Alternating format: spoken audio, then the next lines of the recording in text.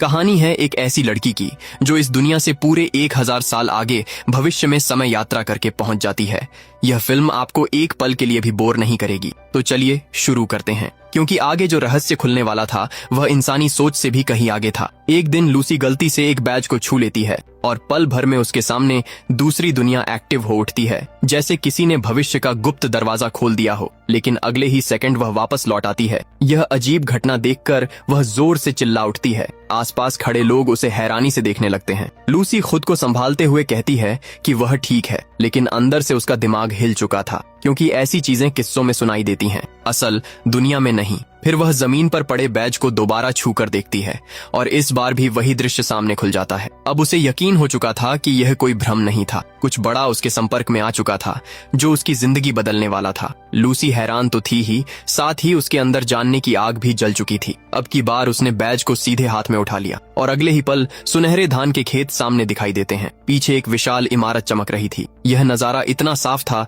मानो भविष्य खुद उसके सामने खड़ा हो। वह आगे बढ़ने लगती है, लेकिन तभी किसी अदृश्य बैरियर से टकरा जाती है। यानी मंजिल सामने थी पर रास्ता लॉक था। असल में उसका शरीर अभी असली दुनिया में था और वहां सिर्फ उसकी चेतना पहुंच रही थी। मतलब सिस्टम ने उसे झलक तो दिखाई थी, लेकिन पूरी एंट्री अब भी मंजूर नहीं की थी। यहीं से खेल और गहरा हो गया। उसे देख पास खड़ा एक लड़का समझ बैठता है कि शायद यह कोई नया फ्लर्ट करने का तरीका है। वह बैज उठाने ही वाला होता है, लेकिन लूसी तुरंत उसे रोक देती है, क्योंकि हर राज सबके लिए नहीं होता। फिर वह बैज को रैपर में लपेटकर घर ले आती है। रास्ते भर उसके मन में सवाल दौड़ते रहते हैं, और उसे ही यह दुनिया क्यों दिख रही है, अब जवाब लेना जरूरी हो चुका था। घर पहुंचकर लूसी सोचती है कि अपने पिता को भी यह अनुभव कराएगी, लेकिन जैसे ही उसके पिता बैज को छूते हैं कुछ भी नहीं होता। तभी उसे समझ आया कि यह चुनाव खास था। लूसी खुद फिर बैज को हाथ लगाती है और एक बार फिर उसी रहस्यमयी दुनिया में पहुंच जाती है। लेकिन इस बार उसे महसूस होता है कि वह तेजी से आगे बढ़ रही है, जैसे कोई अनदेखा सिस्टम उसे पहचान चुका हो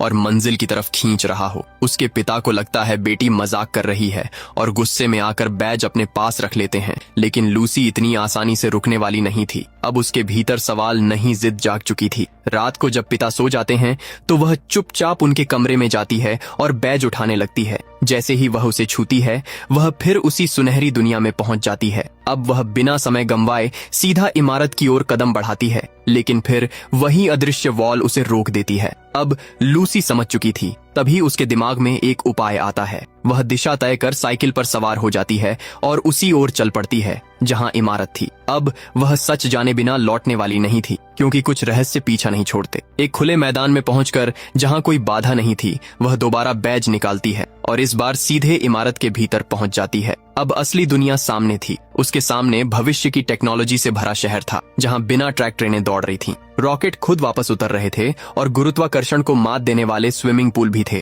यानी इंसान कभी कितना आगे सोचता था। लूसी रोमांच से भर उठती है। वह फौरन एक ट्रेन में चढ़ जाती है और बाद में रॉकेट लॉन्च पैड की ओर बढ़ती है। उसे हर चीज अपनी आंखों से देखनी थी, क्योंकि ऐसा मौका बार बार नहीं मिलता। वह रॉकेट में चढ़ने ही वाली थी कि उसके पैरों में भारीपन आने लगता है। बैज के पीछे काउंटडाउन भी शुरू हो चुका था। वह जिद में आगे बढ़ती रहती है, लेकिन समय अब खत्म हो चुका था। अचानक वह वापस असली दुनिया में खिंच जाती है। घर पहुंचते ही वह इंटरनेट पर खोज शुरू करती है ताकि इस बैज का सच जान सके, और तभी उसे एक बड़ा सुराग मिलता है जिससे अगला रहस्य खुलने वाला था। उसे पता चलता है कि एक जनरल स्टोर ऐसे बैज इकट्ठा कर रहा है। वह तुरंत वहां पहुंच जाती है, क्योंकि अब जवाब उसी जगह मिलने वाले थे और खेल अभी बाकी था। स्टोर की मालकिन को इन बैजों की पूरी जानकारी थी। वह बताती है कि यह टुमारो वर्ल्ड का पास है और इसे सिर्फ चुने हुए लोग ही इस्तेमाल कर सकते हैं, यानी हर हाथ इस दुनिया को छू नहीं सकता। अब लूसी की अहमियत बढ़ चुकी थी, लेकिन जब लूसी कहती है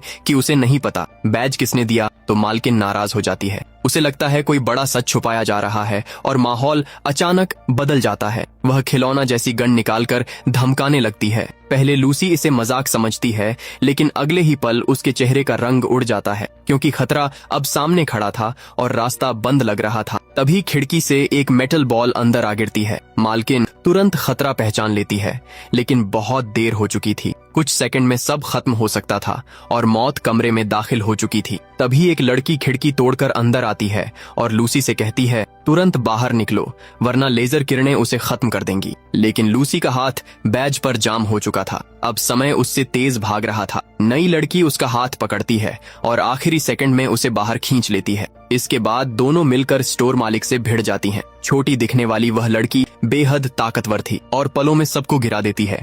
लेकिन तभी सच सामने आता है कि स्टोर मालिक इंसान नहीं, रोबोट था। यह देखकर लूसी दंग रह जाती है। अब उसे समझ आने लगा था कि यह खेल इंसानों से कहीं बड़ा है। दोनों कार में बैठकर वहां से निकलती हैं। उसी ने चुपचाप लूसी को बैज दिया था, यानी यह मुलाकात पहले से तय थी। लेकिन जैसे ही लूसी को पता चलता है कि अथीना भी एक रोबोट है, वह घबरा जाती है। गाड़ी रोककर वहां से भाग निकलती है। अब भरोसा फिर टूट चुका था। अथीना उसका पीछा करने लगती है, लेकिन तभी वह एक कार से टकरा जाती है। ड्राइवर डरकर उसकी ओर भागता है। तभी दूसरी लड़की कार लेकर निकल जाती है और हालात फिर बदल जाते हैं। लेकिन टकराई हुई अथीना अचानक उठ बैठती है, जैसे उसे कुछ हुआ ही ना हो। अब उसकी रफ्तार इंसानों जैसी नहीं लग रही थी। रियर व्यू मिरर में उसे भागते देख केसी की आंखें हैरानी से फटी रह जाती हैं। फिर अचानक वो लड़की तूफानी रफ्तार से गाड़ी के बोनट पर आ गिरी। केसी के हाथ पैर फूल गए और उसने ब्रेक पर पूरी ताकत से पैर दे मारा। झटके से पूरी कार हिल उठी और वो लड़की सीधे सामने की सीट से टकराई। लेकिन अगले ही पल उसने चाबी मोड़कर तोड़ डाली और दरवाजे का लॉक भी ऐसे जाम किया जैसे निकलना नामुमकिन हो। अब केसी के पास भागने का कोई रास्ता नहीं बचा था। उसे वही करना था जो वो रहस्यमयी लड़की चाहती थी। जब उसने देखा कि वो उसे चोट नहीं पहुंचा रही, तब उसने खुद को संभाला और सांसों पर काबू पाया। फिर उसकी बात सुनने के अलावा कोई चारा नहीं था। लड़की ने शांत आवाज में अपना नाम अतीना बताया और कहा कि वो फ्यूचर वर्ल्ड से आई एक रिक्रूटर है। उसका काम ऐसे लोगों को चुनना है जिनमें उम्मीद जिंदा हो, और केसी उसकी सूची का आखिरी चुना गया इंसान था। यानी अब आने वाले कल की डोर उसी के हाथ में थी। अतीना ने बताया कि भविष्य पर विनाश के बादल मंडरा रहे हैं। अगर जल्दी कुछ नहीं किया गया तो सिर्फ आने वाला समय नहीं, बल्कि आज की दुनिया भी राख में बदल जाएगी। अब मामला कल्पना नहीं बल्कि सच बन चुका था। लेकिन फ्यूचर वर्ल्ड तक लौटना इतना आसान नहीं था। उन्हें पहले फ्रैंक को ढूंढना जरूरी था। वही अकेला इंसान था जो वहां पहुंचने का रास्ता जानता था। दोनों तुरंत फ्रैंक के घर जा पहुंचे, लेकिन उसने दरवाजा खोलने से साफ इनकार कर दिया। चाहे कितनी भी गुहार लगाई गई, केसी मायूस होकर बाहर घूमने लगी। तभी उसकी नजर घर के चारों तरफ लगे रिसीवर पर गई और उसी पल उसके दिमाग में एक खतरनाक तरकीब आई। पास खड़ी टूटी गाड़ी देखकर उसे योजना मिल गई। कुछ देर बाद फ्रैंक ने देखा एक जलती हुई कार उसके घर की तरफ बढ़ रही है। वो तुरंत फायर एक्सटिंग्विशर लेकर बाहर भागा, लेकिन असली चाल तो पीछे से चली जा चुकी थी। जैसे ही फ्रैंक आग बुझाने में उलझा, केसी चुपके से घर के अंदर दाखिल हो गई। वो सीधा कंट्रोल रूम तक पहुंची, जहां स्क्रीन पर दुनिया की तबाही चमक रही थी और सामने काउंटडाउन मशीन रखी थी। तभी फ्रैंक सीक्रेट रास्ते से बाहर आया और उसने बिना झिझक सच बता दिया। दुनिया सिर्फ 60 दिनों में खत्म होने वाली है। अब कुछ भी कर लो, फर्क नहीं पड़ेगा। लेकिन केसी हार मानने वालों में से नहीं थी। उसने कहा, किस्मत लिखी नहीं जाती, बनाई जाती है। उसी पल स्क्रीन पर 100% से 99% हो गया। फ्रैंक कुछ सेकंड के लिए हैरान रह गया। क्या सच में यह लड़की सब बदल सकती है? अब उम्मीद की पहली किरण जाग चुकी थी। फिर अतीना के साथ तीनों फ्रैंक के सीक्रेट बेस पहुंचे। वहां एक ट्रेवल पॉड रखा था। उसे चालू करते ही केसी को चक्कर आने लगे और होश खुला तो वो खुद को पेरिस में पाती है। अब सफर इतिहास बदलने वाला था। आईफल टावर के भीतर उन्हें 4 महान वैज्ञानिक मिले जिन्होंने फ्यूचर वर्ल्ड से संपर्क बना रखा था। उन्होंने एक स्विच दबाया और पूरा आईफल टावर 2 हिस्सों में खुल गया। नीचे से एक विशाल रॉकेट आसमान की तरफ उठ खड़ा हुआ। केसी, अतीना और फ्रैंक तुरंत उसमें चढ़ गए। रॉकेट बादलों को चीरता हुआ ऊपर निकल गया। एक ऊंचाई पर पहुंचकर उसका बूस्टर अलग हो गया और कैप्सूल उलटी दिशा में घूम गया। अब वापसी का हर रास्ता पीछे छूट चुका था। फिर कैप्सूल तेज रफ्तार से पृथ्वी की ओर लौटा और स्पेस टाइम बैरियर को चकनाचूर कर गया। अब वो फ्यूचर वर्ल्ड में पहुंच चुके थे, लेकिन यहाँ हर तरफ सन्नाटा और बर्बादी पसरी थी। तभी कुछ फ्लाइंग व्हीकल्स आए और उन्हें डेविड के पास ले जाया गया, जो इस दुनिया का गवर्नर था। फ्रैंक ने बताया कि केसी दुनिया बचा सकती है, लेकिन असली चेहरा अब भी पर्दे में था। डेविड उन्हें टाइम मॉनिटरिंग टावर ले गया, जहां क्वांटम टेक्नोलॉजी से अतीत और भविष्य देखा जा सकता था। केसी ने अपना पुराना अक्स देखा, फिर युद्ध, न्यूक्लियर धमाके और बांट देखी।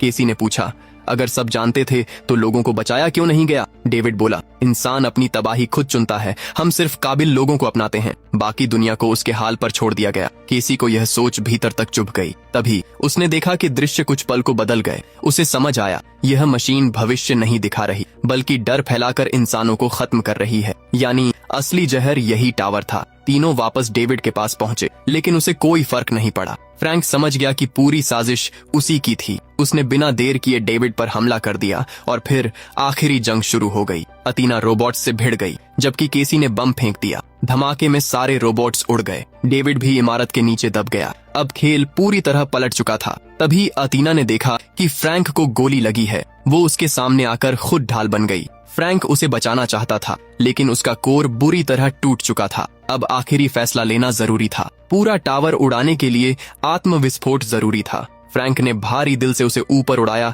और फिर नीचे गिरा दिया। जबरदस्त धमाके में टावर तबाह हो गया और डेविड हमेशा के लिए मिट गया। दुनिया बच चुकी थी। केसी और फ्रैंक ने फैसला किया, अब फ्यूचर वर्ल्ड का दरवाजा सबके लिए खुलेगा, ताकि हर सपने देखने वाले को एक मौका मिल सके। और इसी सीन के साथ ये शानदार कहानी यहीं खत्म हो जाती है। अगर आपको वीडियो पसंद आई हो तो वीडियो को लाइक जरूर करना और चैनल को सब्सक्राइब कर लेना। अगर आप इसका पार्ट 2 देखना चाहते हो तो कमेंट में पार्ट 2 जरूर लिखना। बाकी मिलते हैं एक और नई शानदार कहानी के साथ। धन्यवाद।